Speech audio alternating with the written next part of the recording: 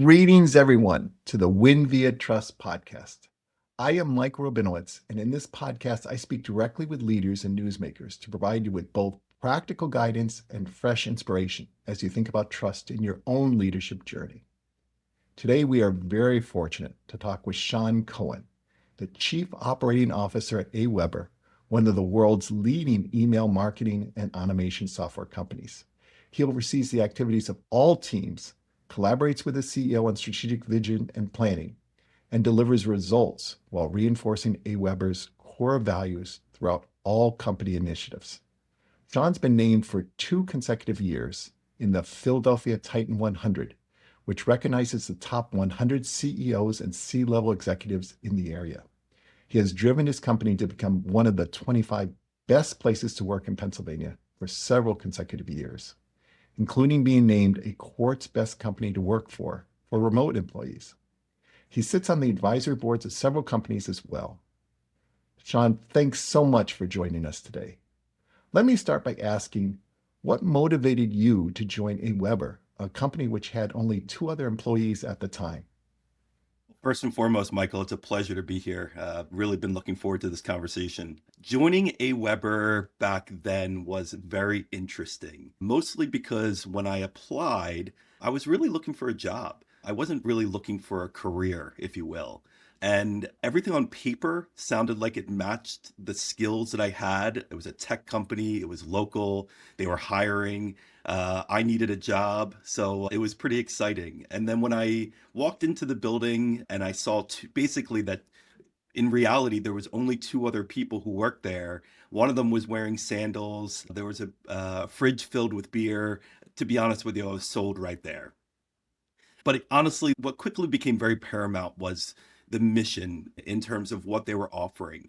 The business was started to solve a need for the owner. He was running another company. There was no email software out there. So we were kind of our first customer.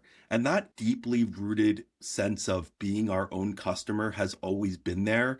So, very early on, I got to own outcomes. I got to talk directly with customers, small business owners who this is their lifeblood. I really got ingrained into the small business community. I realized that these people were owners, operators, marketing people, and in some cases they were their customer service reps for their own businesses. They were doing everything. And I absolutely love that. I connected with customers in a really remarkable way. And I realized that everything I did there, I got to own. I got to own the full life cycle of my role. I got to own the development of my role. So it was a really exciting time. So it quickly went from sort of this low pressure sort of environment where I could be myself and enjoy the people that I work with to quickly becoming something that I absolutely loved. I got to be part of the product decisions, going out to conferences and meeting customers face to face. And all those things really started a love for what I do and a culture that we could build. It was a very exciting time. Now I'm about to celebrate 25 years at AWeber.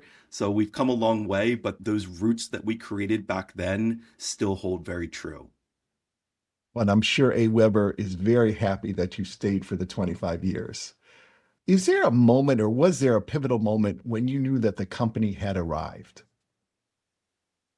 There probably wasn't one particular moment, but I would say the biggest thing for me was I realized when customers came, they ordered an account, they stayed, and then they started referring other people. Our biggest channel for growth has always been referrals.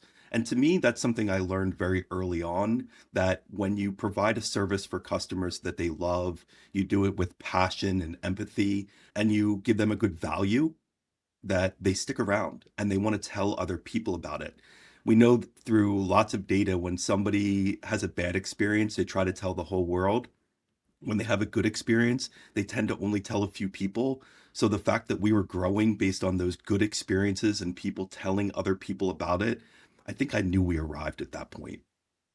That's great. Word of mouth is so critical in so many industries, especially yours. And I'm sure trust has played a key role in your leadership and your many partnerships with others, and certainly your relationship with customers. Can you tell me what trust means to you? Yes. Obviously, it's deeply rooted in everything we do, but I think trust is about consistency. Being consistent over time, doing what you say you're going to do, even when it's uncomfortable, I think to me that's always defined trust. It's not about blind optimism or avoiding hard conversations. It's quite frankly not even about being liked. It's about building trust and helping other people grow. It's about how you share, how you make decisions, the clarity that you provide, and giving feedback directly and respectfully. But at the end of the day, I think in a nutshell, trust really grows when people feel informed, respected, even if they don't like the answer. And I think you listed a lot of great leadership traits as well. Now, a lot of people are familiar with receiving emails and email marketing, but the business itself, they may not be as aware of. It's obviously very competitive and relies upon a company being trusted by the consumer. Otherwise, an opt out may indefinitely break any chance for future communications. Can you describe how AWeber and you have been able to build that trust directly or indirectly through your clients? While being a little biased here for sure, I believe that email tends to be the nucleus for most businesses, right? Like it's your most deeply personal connection with people. If I think about somebody opting into my list, much like one of our customers feels the same way, it's deeply personal. They're inviting you into a personal relationship with them that social and things like that really don't compete with. So from there, I think the opt-in starts with trust. It builds that trust foundation. So they want to make sure that they're getting what they opted in to receive. So permission is paramount there, that they've requested that information and that you deliver what you said you're going to deliver. I think that goes back to what we talked about before in terms of consistency, so that you are developing this relationship that's built on, let's say it's education, that you're providing that type of education to your subscribers. You're doing it on a time frame that you've agreed upon. You're doing it in a format that they've agreed upon, and that you remember that email is humans talking to humans. One of my least favorite words in this industry is the term blast. I'm going to blast out to my subscribers. Nobody talks like that. When you're sending an email, you are putting your heart and soul into something and you're delivering it to other humans who are going to be receiving that on the other end. When you think about that, and when our customers think about that, and that's something that we try to educate on a lot, it makes the experience completely different. It's about a conversation. You're now having a conversation with people who invited you into their living room, their bedroom, to their phones to read something that they have clearly opted in to receive, but they want and they enjoy. And when you start off that way in terms of building that relationship with somebody, it sets the tone completely different. It builds a level of trust directly and indirectly because you're not trying to, again, amplify a message. You're trying to build a relationship with somebody, and you just happen to be doing it at scale. So the one email that you send may end up going to 10, 15, 100, 1,000, 100,000 people. But whatever it is, if you keep that nucleus, that core sort of relationship building, to me, that's what this is all about. And that's how you stand out in a very competitive marketplace. We do this, I mean, we're our own customers, right? We use our own tool to send out emails to our customers. So at the very forefront, trust is built into all of that. That's great. I assume that retention rates, open rates, opt-out rates, I mean, these are some metrics that may be important, but educate us a little more in terms of what metrics you specifically look at to know that AWeber is operating the way you want it to. When it comes to email specifically, you've hit on them, right? I want to make sure that I'm first and foremost growing my subscriber base, right? I want to make sure that the people that I get to connect with is growing so that I have a good place for them to opt in. So, one of the key things I tell people is don't bury that somewhere. If you have a website, make sure your opt in form is one of the first things that people see. Don't make them click several links deep to find a place where they may be able to, because that means your email list is an afterthought. If communicating with your customers or your prospects is paramount to your business, put it in the front so that your subscriber rate, and then when you send an email, open rates are one thing in this day and age, not to get super technical, but open rates are probably less of a metric. It's about Mm. engagement. Are people interacting with your message? Are they responding to it? Do they click on links inside your message? And on the other side, again, not to be super technical, but the ISPs, the Gmails of the world, they look at that. They say, hey, this person sends thousands of emails to people in Gmail. Are they clicking on those links? Are they engaging? Do they care?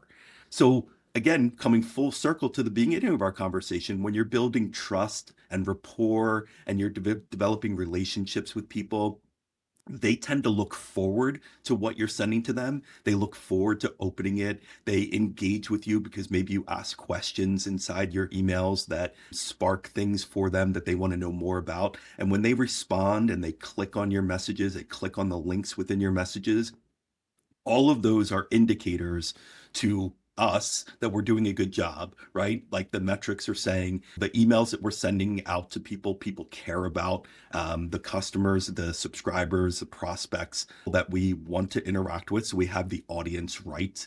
And it's also signaling to the ISPs that, hey, this is a good quality sender. So we're going to let more of their emails go into the inbox. We're going to make sure they don't show up in a promotions tab somewhere buried down below where nobody's going to care about it.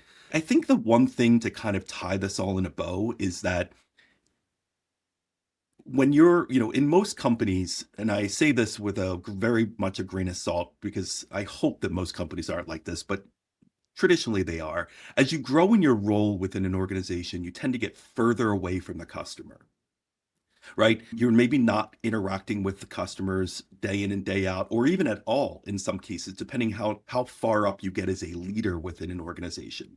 And the one thing that we've always tried to mirror, and I do this myself, is that one of our objectives is to stay as close to the customer as possible. So not only did I want to hear what the customers say, I want their feedback. I'm going to ask them myself. I respond to emails in our inbox from our customer solutions team. I sometimes pick up the phone and will talk to customers directly. 25 years later, and I still get to do that every day. That's a blessing. And it's something that I would encourage everyone, no matter what your role in as an organization, if you have the ability to talk to customers on a daily, weekly, God forbid, even a monthly basis, you will be far above and beyond the type of relationship and trust building that most people are within companies.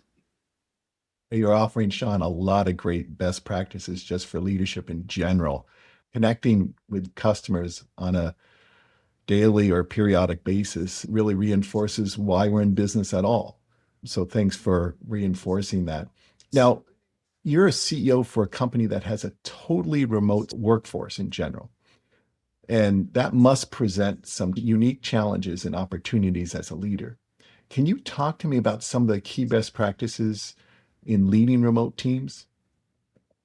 Absolutely. And, as an organization who has not always been remote, we've sort of seen both sides of it, right? So we were Mm. fully in office for many years, and then we transitioned to a remote company. So taking those best practices from both and then merging it together is probably the best way to answer this question. But first and foremost, it starts with trust, right? Everything we do has to be built on a foundation of trust. When you're not in the office with somebody each day, you need to make sure that you have a high degree of accountability, that you have metrics in place that ultimately can substantiate that accountability. Those things are absolutely paramount, setting that foundation. But the things that we believe in are one, having a culture that supports remote work. It's not an afterthought for us. We make sure that we have great documentation, that we have all the tools in place for people to do their best work remotely. And I think the overarching theme there is communication. You need to have solid communication within your organization. And by that, I mean, when you're in the office, you get the benefit of what I call water cooler talk, right? Two people are having a conversation over here. Me as a third person, I may get to overhear that conversation and benefit from it. So, they could be exploring something and I get that side benefit. Typically, in a remote environment, that conversation is now siloed. So two people will be talking on Slack or whatever your mode of communication is in a very private channel, and nobody else gets to benefit from that. It's a closed ecosystem. So one thing that we try to do here is we try to move all of those conversations into public channels. So if you have a general question, even if it's for an individual, we ask that that conversation happens in a public channel, and we measure that. So we measure our overall public communication channels to make sure that we are having at least 80% of all of our conversations in public, so that we have a high degree of transparency. Then on top of that, a layer of trust that you can feel confident answering and asking a question in public and not feeling like it was a dumb question, right? Because that's normally what holds somebody back. They feel as though the question is so rudimentary or everyone else probably knows the answer to it. But we've all been there. And if you model that behavior across the organization, myself included, other people will ultimately feel confident and comfortable doing the exact same thing. So that to me is the first baseline for running a remote company. We can talk about lots of other things in terms of, trust, in terms of accountability. We talk a lot about the fact that we need to have clarity in terms of the things that we're trying to produce in terms of products. So it comes with documentation, regular one-on-ones. Overarching, one of my mantras is I never skip a one-on-one with a team member ever. If they need to reschedule, that's completely fine, but I will never miss one. I always want to make sure that I have time with my team members face to face. And we're also an on-camera organization. So inflection and tone means a lot. There's always bad days where somebody can't be on camera. We get that. But for the most part, show up and see each other face to face. And then at the end, it's about measuring outcomes and not activity, right? We're all adults. I'm not necessarily, so concerned about your day-to-day activities. I'm concerned about the outcome. And if those two don't match, then we can talk about it in a one-on-one and have good conversations about it and build trust. Was there a certain learning curve for new employees to get up to speed with some of the best practices that you've just talked about in terms of these remote meetings? Course, that we have an entire onboarding, and some of it is just dedicated to best practices for remote work. Mm. So we try not to be the organization that somebody shows up, gets their computer, and we say good luck.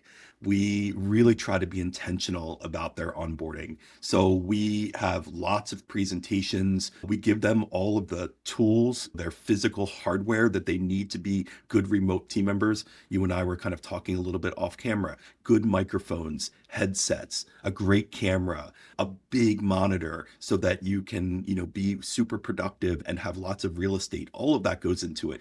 Great chairs. We spend a little bit of money up front making sure that people have the tools and resources they need. And then we teach them how to use all that. So we do lots of onboarding when it comes to how to use all these tools in a really great way so that somebody can be functional and confident from the very beginning. That's great. I mean, you do so many things well. You also Oh, write it go all ahead. down. Always. So if you go into any of our Confluence pages, step by step, you can always find it. So if you forget, it's always there for you. Well, that's very helpful as well. Surveys have shown that different generations respond different to technology, especially remote working. Have you seen any of that in your workforce that you have to specialize or customize any of the services and support to the different age within your workforce?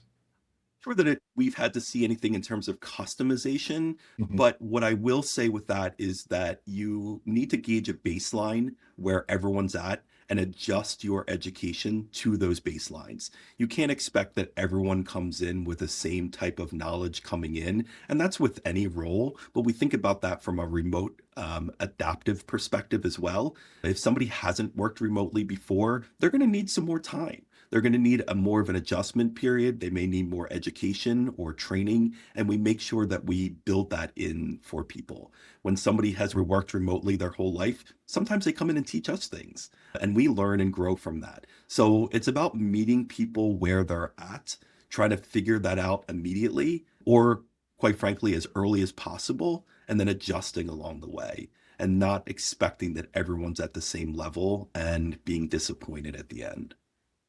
Makes a lot of sense. Now, we talked earlier about client retention, which is so critical. I want to go back to that a little because AWeber has grown so quickly, and client retention is a big part of that. Can you reinforce how trust has played a key role in your client strategy? I would say trust is paramount, right? Retention is the outcome of trust in all reality. I think it starts with education, right? Again, same thing we do with our team, we model for our customers. When somebody comes in, we don't expect that they are an expert as it comes to email marketing, and we have an onboarding process for them. But we also know that people are coming in with more sophistication. And with that, we'll have a different onboarding for them so that we can meet people where they're at. And when you focus on a good onboarding experience so that they are confident and comfortable up front, it sets the tone for their entire experience with you. So we used to, and we internally still do, it's not as outwardly effective, but we never really called ourselves a marketing organization. We were always an education company. We always considered everything we do from a marketing perspective, just trying to educate people. So that has really sort of differentiated us somewhat in the marketplace when people want to learn more about best practices with email or how do I get the best deliverability rate. We want to be known as the experts where people can come to and learn.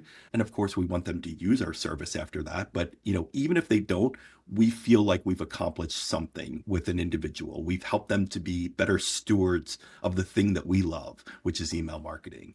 So I think that trust foundation starts with great education. I think it also is about reliability, which is something that we've been quite known for in the industry. We've been doing this for 27 years. And quite frankly, we haven't tried to be something we're not. So we've stuck to this core that email should be the nucleus of your business and that other tools and resources are built around that, which we do provide. But the thing that we strive for the most is to be the best when it comes to email. And when you put that out front for customers, you educate them about that, it starts the relationship on that foundation and it builds trust immediately. We are known for giving good quality, reputable information about email. And that when you come and start your business with us, we'll give you not only the tools and resources, but we also give you the support. When a lot of companies these days are outsourcing or even doing away with customer support in some way, we're leaning more into it. So when our customers need help, they can still email us and they can still live chat us, but they can also call us on the phone, which, you go to a normal company trying to find a phone number these days is quite difficult. We plaster it. We want you to call us. And I think that when somebody is just starting out as a small business owner and they have a lifeline to be able to call and help just work through their challenges, that to me sets the tone for what AWeber is all about. Wow. What a great ambassador for the company, for the industry. It's very easy to see why you have been so successful and also why your company as well. Just as we begin winding down, are there additional thoughts that you would like to communicate to our audience in terms of trust and leadership and how the two are so interconnected? Well, I think we covered a lot for sure. I think a closing thought for me would be sort of my overall mantra when it comes to leadership. And I think that, leadership isn't necessarily about having all the answers. It's okay to say, I don't know, but it's about creating environments where people can do their best work, they can grow, they can feel confident being curious. Because being curious in an untrusting environment is super difficult. But the benefit of being curious in an environment where you feel trusted and empowered to do so is a game changer.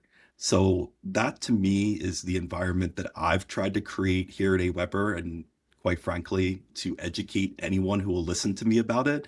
Because at the end of the day, we want to be happy and we want to know that that happiness is supported. When you build an environment and a culture that ultimately does that, I believe that you'll have a tremendous amount of success internally and externally. And that's what it's all about. That really is. And that's why you've been able to stay in 25 years and maybe another 25 plus, right? God willing. Yes, that's exciting. So thanks, Sean, so much for an excellent discussion today. I want to wrap up and let everyone know this has been Michael Rabinowitz on the Win Via Trust podcast. Please remember to subscribe to future podcasts and blogs at winviatrust.com. Thanks again so much for tuning in.